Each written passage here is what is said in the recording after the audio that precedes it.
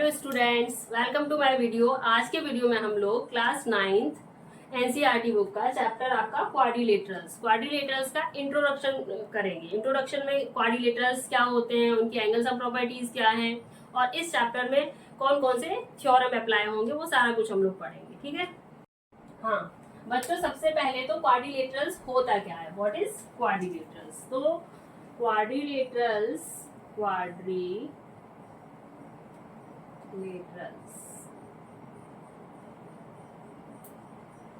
a closed figure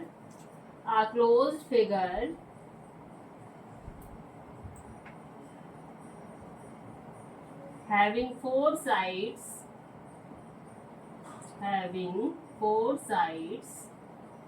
is called quadrilaterals।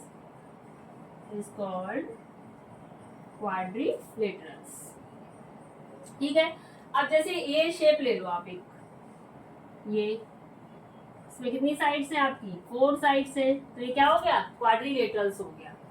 अब second आपका क्या है, angle sum property of quadrilaterals. Angle sum property of quadrilaterals क्या होगी, इट मींस इसके चारों एंगल का सम कितना होता है। किसी भी क्वाड्रिलेटरल्स के चार साइड है, ठीक है, 4 साइड है तो 4 वर्टिसेस भी हैं। इसमें वर्टिसेस पे ये एंगल्स बन रहे हैं 1 2 3 4, चारों एंगल का सम कितना होता है, तो लिखेंगे angle sum property of quadrilaterals.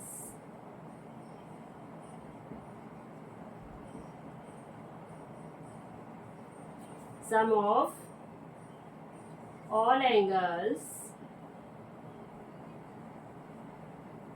of quadrilaterals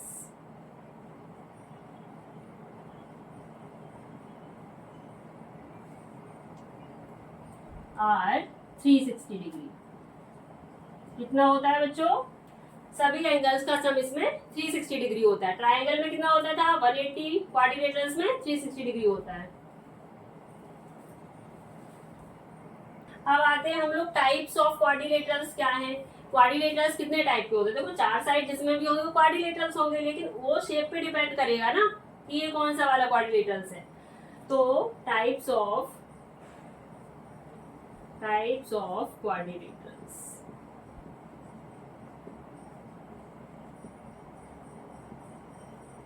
सबसे पहले ले लेते हैं ट्रेपीजियम। आप लोगों ने नाम तो सुना होगा trapezium.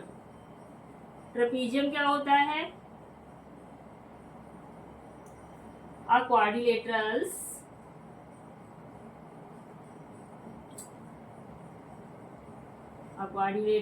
having one pair of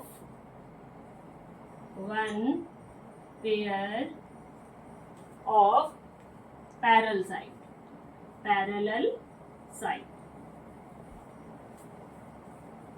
इसमें 1 पेयर पैरेलल साइड का होता है। जैसे ट्रेपीजियम आपका ऐसे हो गया,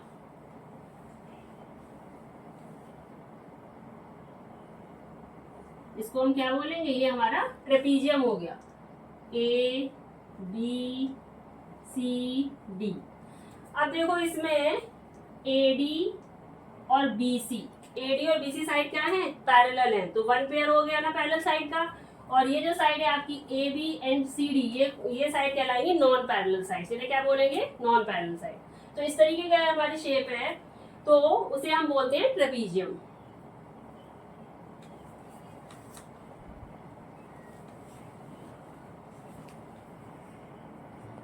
सेकंड है आपका, सेकंड होता है पैरेललोग्राम। पैरेललोग्राम क्या है, देखो इस चैप्टर में ना मोस्टली क्वेश्चंस जो है वो पैरेललोग्राम के ही हैं। पैरेललोग्राम, ठीक है, इसको हम शॉर्ट में ऐसे भी लिखते हैं, 2 पैरेलल लाइंस बनाई और GM, पैरेललोग्राम। ठीक है। पैरेललोग्राम में 2 पेयर्स पैरेलल साइड्स के होते हैं, 2 पेयर्स ऑफ पैरेलल साइड्स, इस तरीके से A B C and D।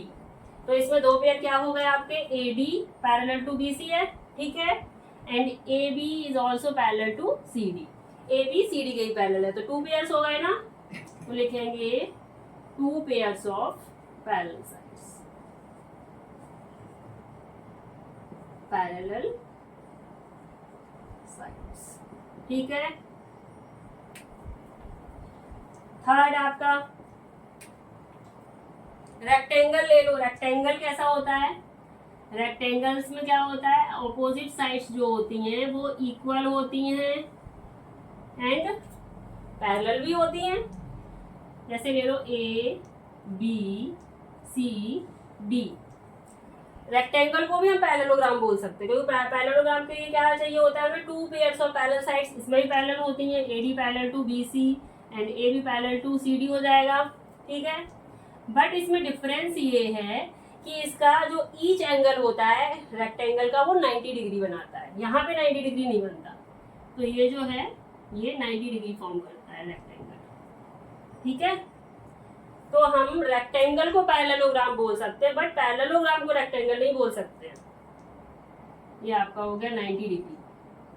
और रेक्टेंगल में क्या होता है आपका? ऑपोजिट साइड्स क्या होती हैं? पैरेलल और इक्वल होती हैं। 2 pairs of parallel sides and each angle. इसमें ईच एंगल जो बनता है वो 90 डिग्री का बनता है। और इसमें जो डायगोनल्स होते हैं वो इक्वल लेंथ के होते हैं। Diagonals are equal in length and diagonals are equal in length. ठीक है। तो हम देखो रेक्टेंगल को हम लोग क्या बोल सकते हैं? पैरेललोग्राम बोल सकते हैं। रेक्टेंगल को पैरेललोग्राम भी बोल सकते हैं।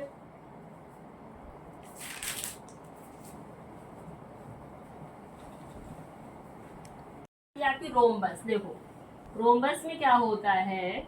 ऑल साइड्स क्या होती हैं इसकी? इक्वल होती है। ऑल 4 साइड्स जो होती हैं वो इक्वल होती है। इस तरीके से। एक सेकंड, थोड़ा सा। ऑल साइड इसकी इक्वल हो गई। ठीक है ना। ये रोम्बस है आपका ए बी सी डी। इसकी जो चारों साइड्स हैं वो आपस में इक्वल होती हैं। और इसके जो डायगोनल्स कट करते हैं, इसमें क्या है? इसके जो डायगोनल्स कट करते हैं वो 90 डिग्री पे कट करते हैं।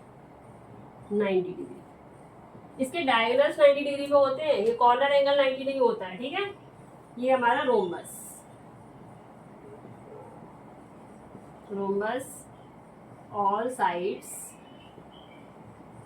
Are equal. इसकी जो चारों साइड्स होती हैं वो इक्वल होती हैं। सेम अब फिफ्थ आता है आपका स्क्वायर। स्क्वायर में भी ऑल साइड इक्वल होती हैं। स्क्वायर ऐसा होता है आपका। स्क्वायर में ईच एंगल 90 डिग्री होता है।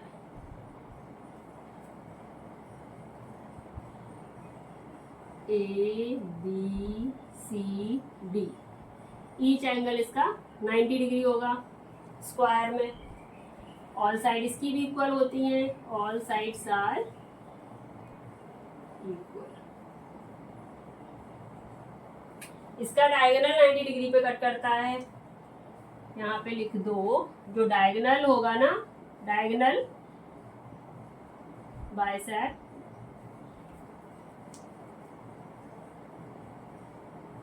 Eight 90 degree. और यहाँ पे each angle 90 degree is 90 degree. ठीक है। तो ये डिफरेंस है दोनों में। 4 साइड्स इसकी भी इक्वल होती है, इसकी भी इक्वल होती है, बट इसके जो डायगोनल्स हैं जो कट करते हैं 90 डिग्री पे कट करते हैं, इसमें ईच एंगल 90 डिग्री होता है। ठीक है।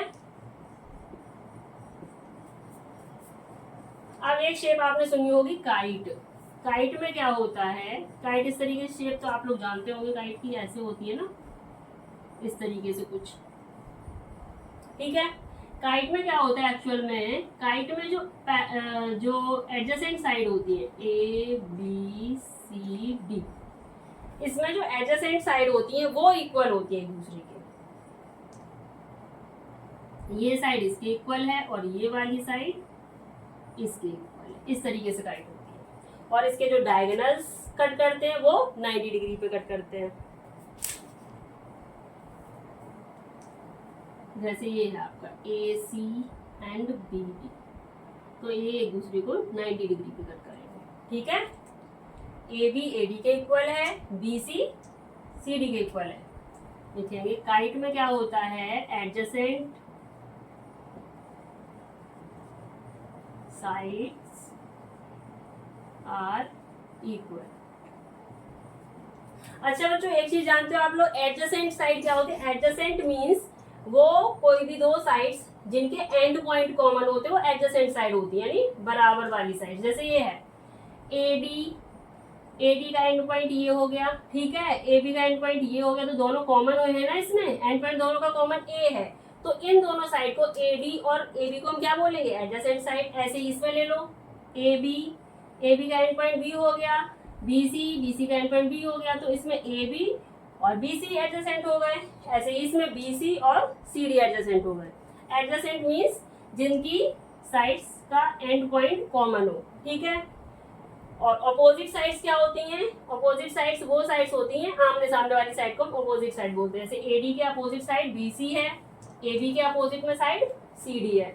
वैसे ही सेम एंगल में होता है, एंगल में आमने सामने के जो एंगल होते हैं उन्हें हम बोलते हैं अपोजिट एंगल, और जो जिनकी आर्म कॉमन होती हैं उन वो एंगल क्या कहलाते हैं? Adjacent angle. अब देखो समझ लो एक बार इसको भी। एडजेसेंट एंगल क्या होते हैं? अब इसमें ले लो तुम स्क्वायर में ले लो, चलो वो थोड़ा सा वैसा हो गया। ए एंगल ए है आपका, ये एंगल बी है, ठीक है ना। ए और बी दोनों एडजेसेंट एंगल होंगे। क्यों होंगे? क्योंकि देखो इसमें कॉमन आर्म आ रही है आपकी ए बी इसमें भी आ रही है, इसमें भी आ रही है, तो इन्हें हम बोलेंगे एडजेसेंट एंगल। एंगल ए और बी क्या होगा? एडजेसेंट। ऐसे एंगल बी और सी एडजेसेंट, क्योंकि सी कॉमन आर्म बी सी है। ऐसे ही सी और डी एडजेसेंट हो गए। वैसे ही ऑपोजिट एंगल्स क्या होते हैं? ऑपोजिट होते हैं आमने सामने वाले एंगल। एंगल बी का opposite angle D, angle A का opposite angle C. Opposite angle, opposite angle, angle B and angle D opposite हो गए, और यहाँ पे angle A and angle C, ठीक है। चलो अब हम शुरू करते हैं। मेन आपका टॉपिक है प्रॉपर्टीज ऑफ पैरेललोग्राम, ठीक है।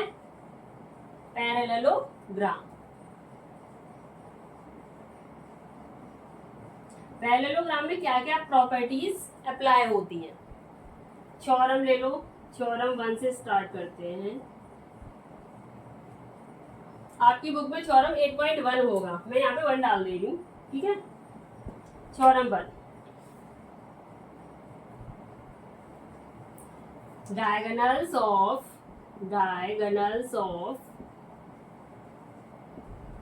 Parallelogram divides it into two congruent triangle।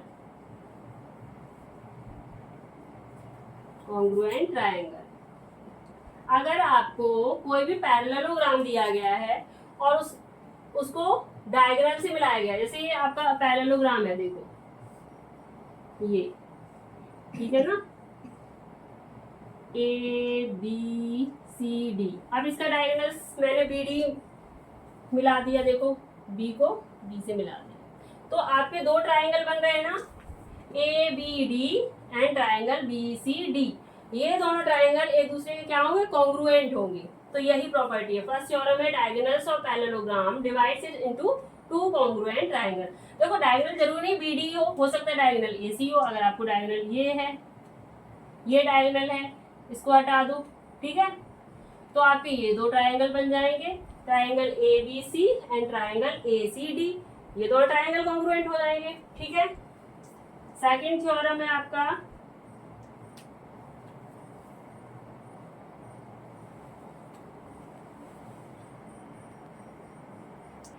Opposite sides are equal. Parallelogram की जो अपोजिट साइड्स होती हैं वो क्या होती हैं? इक्वल होती हैं। Sides are equal. B C A D के इक्वल होगा, ठीक है, ए बी सी डी के इक्वल होगा। ये हमारा क्या हो गया, parallelogram.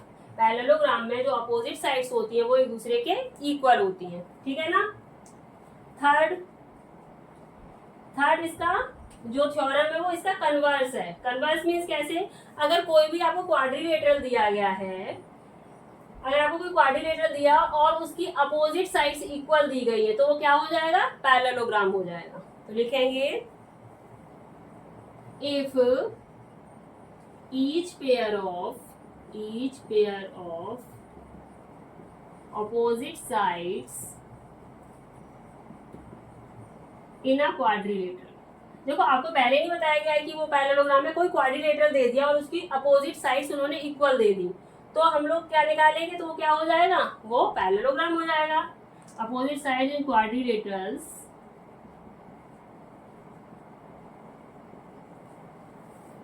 are equal, then it is a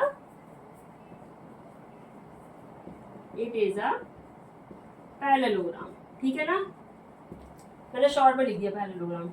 अब जैसे रेक्टेंगल है, ये आपको क्वाड्रिलेटरल दिया गया है, अपोजिट साइड इसकी इक्वल है, ए बी सी डी, ये इन्होंने इक्वल दे दी, तो हम इसको पैरेललोग्राम बोल सकते हैं ना। If each pair of opposite sides in quadrilaterals are equal, then it is a parallelogram। Fourth theorem है, opposite angles are equal, opposite angles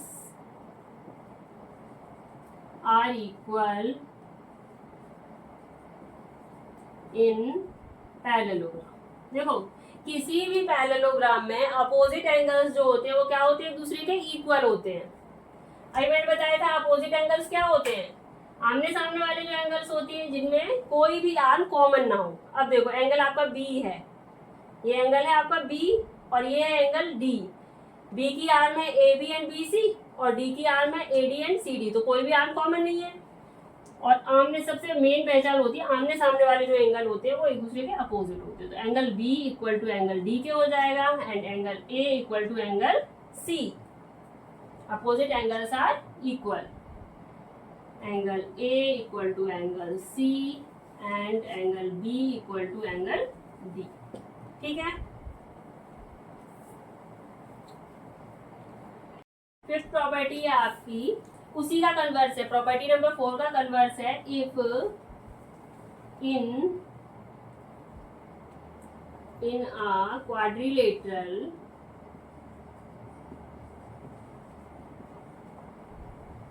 each pair of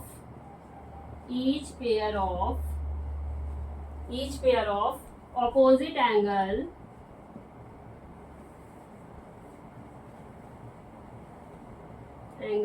are equal, then it is a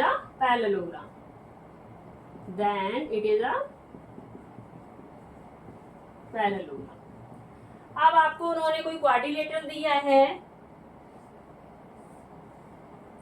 और उनके opposite angles जो दिए वो एक दूसरे के equal दिए, तो क्या हो जाएगा आपका parallelogram. B equal to D and A equal to C. अगर ये गिवन है तो ये क्या है, ये शेप क्या होगी हमारी, पैरेललोग्राम। नेक्स्ट सिक्स्थ,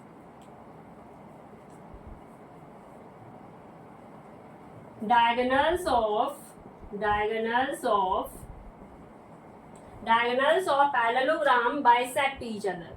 जो पैरेललोग्राम होता है उसके डायगोनल्स जो होते हैं वो एक दूसरे को बाइसेक्ट करते हैं। बाइसेक्ट मीन्स क्या होता है बच्चों, बाइसेक्ट मीन्स वो इक्वली पार्ट में डिवाइड करते हैं। जैसे आपका ये पैरेललोग्राम है, ए बी सी डी, इसका डायगोनल हो गया आपका ये बी डी हो गया एंड ए सी। ये एक दूसरे को बाइसेक्ट कर रहे हैं पॉइंट ओ पे, ठीक है ना, पॉइंट ओ पे बाइसेक्ट किया तो ओ ए इक्वल टू ओ सी हो जाएगा and B O equal to O D हो जाएगा। प्रॉपर्टी आपकी diagonals of parallelogram bisect each other. ठीक है, it means AO equal to OC and BO equal to OD। Seventh theorem है, if, इसी का कन्वर्स होता है ये, if diagonals of quadrilaterals bisect each other then it is a parallelogram. अगर किसी भी क्वाड्रिलेटरल्स के जो डायगोनल हैं वो एक दूसरे को बाइसेक्ट कर रहे हैं तो हम उसको पैरेललोग्राम बोल सकते हैं। If diagonals of quadrilateral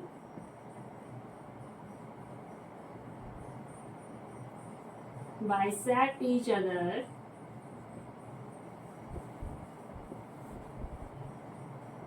then it is a parallel.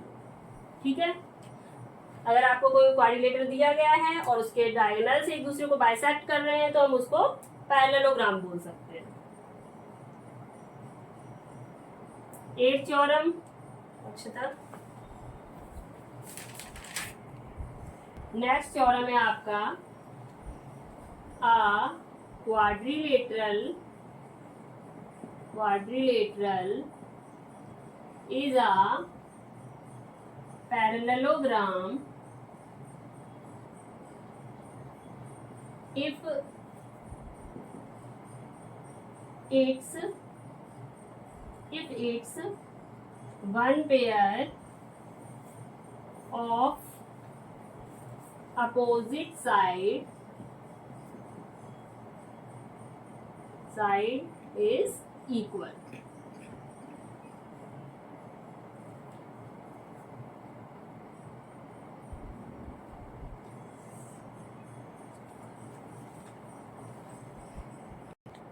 A quadrilateral is a parallelogram if its one pair of opposite sides are equal and parallel। अगर आपको कोई क्वाड्रिलेटरल दिया है, जैसे ऐसे आपको कोई क्वाड्रिलेटरल दे दिया उन्होंने, ठीक है, इसके जो अपोजिट साइड्स कोई एक पेयर, मान लो उन्होंने A, B, C और D दिया है, अपोजिट साइड का एक pair AD parallel to BC दे दिया है और AD इक्वल टू BC, मतलब साइड्स भी इक्वल है और पैरेलल भी है, तो हम उसको पैरेललोग्राम बोल सकते हैं।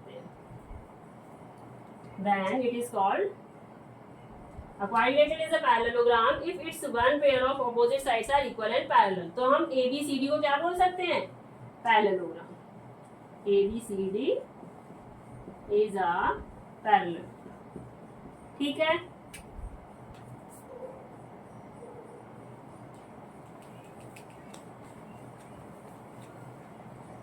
अब है आपका mid point theorem. Mid point theorem क्या होता है? मिड पॉइंट थ्योरम का अप्लाई है आपका एक्सरसाइज 8.2 में, ठीक है। मिड पॉइंट थ्योरम क्या होता है? देखो, आपको एक कोई ट्रायंगल दिया गया है, ठीक है, A B C, इसमें होता है the line segment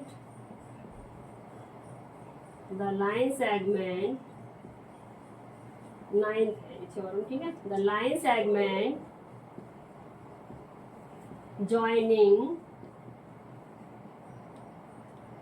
joining midpoint of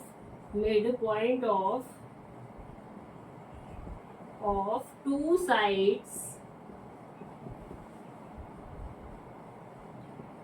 sides of triangle is parallel to third side। अब देखो, the line segment joining mid point of two sides, हमने एक लाइन सेगमेंट लिया, इसका मिड पॉइंट ये है, side A B and side A C का mid point ये, इसको लाइन सेगमेंट ये ज्वाइन कर रहा है, मिड पॉइंट को ज्वाइन कर रहा है ना, तो इसे नाम दे देते हैं ए बी सी, डी और ई ले लो, ठीक है ना।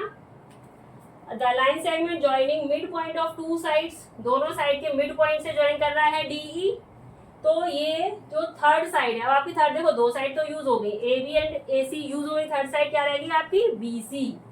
थर्ड साइड बी सी के क्या होता है? पैरेलल होता है, तो DE पैरेलल टू BC हो जाएगा, DE parallel to BC। The line segment joining midpoint of two sides of triangle is parallel to another third side। समझिए बच्चों, जरूरी नहीं है देखो ये इन्हीं दो का मिड पॉइंट हो, ऐसा भी हो सकता है जैसे आपको ये दूसरा ट्राइंगल ले लिया ABC, हमने मिड पॉइंट इस इन दोनों का ना लेके इस बार इन दोनों का मिड पॉइंट लेते हैं, ठीक है। ये अब इसको लाइन सेगमेंट ऐसे ज्वाइन कर देते हैं, ठीक है ना। यहाँ दे दो D एंड E। अब इसका मिड पॉइंट AB और BC साइड हमारी यूज हो गई, थर्ड साइड कौन सी रह गई है AC। तो ये वाली साइड किसके पैरेलल हो जाएगी, AC के पैरेलल हो जाएगी। इसका मतलब ये है कोई भी वो लाइन सेगमेंट जो ट्राइंगल की किसी दो साइड के मिड पॉइंट्स को ज्वाइन करता है, बची हुई थर्ड साइड के पैरेलल होता है, ठीक है। लास्ट है आपका थ्योरम इसी का कन्वर्स।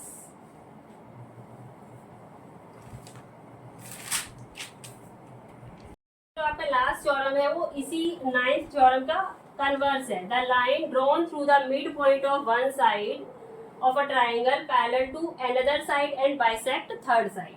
यानी आपको कोई ट्राइंगल दिया गया है, जैसे ये ले लो ट्राइंगल आपका, ठीक है।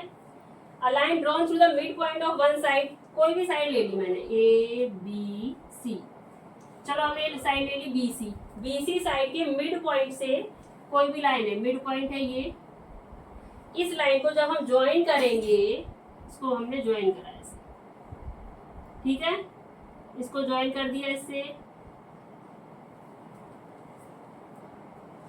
तो ये वाली जो साइड बनेगी आपकी, ये वाली साइड अनदर साइड के क्या होगी, पैरेलल होगी। अनदर साइड क्या हो गई आपकी, ये वाली साइड अनदर साइड हो गई, इसके पैरेलल है ये।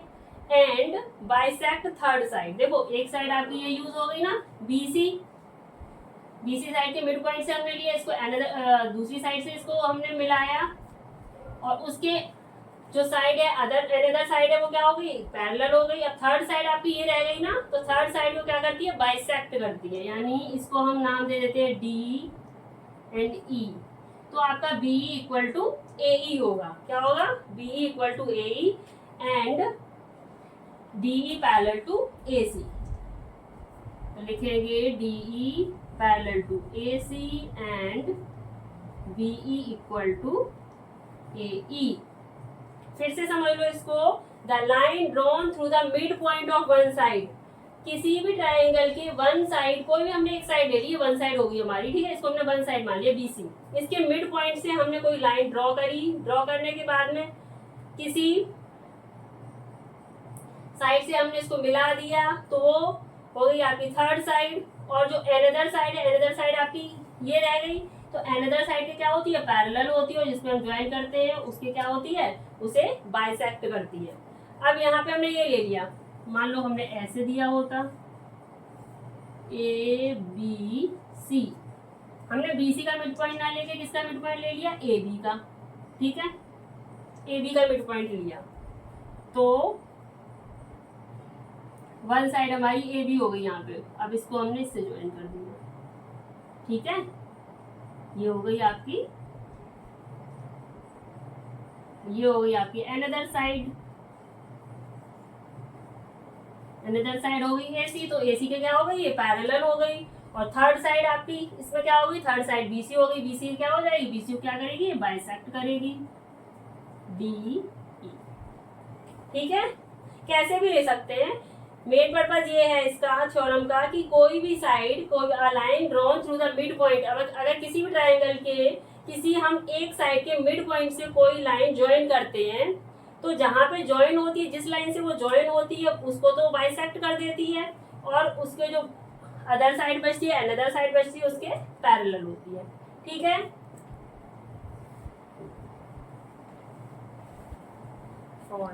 तो आज के इंट्रोडक्शन वीडियो में इतना ही। आज के जितने भी थ्योरम्स थे इस चैप्टर से रिलेटेड वो मैंने आपको सारे समझा दिए हैं, और नेक्स्ट वीडियो में हम लोग एक्सरसाइज सॉल्व करेंगे। बाय।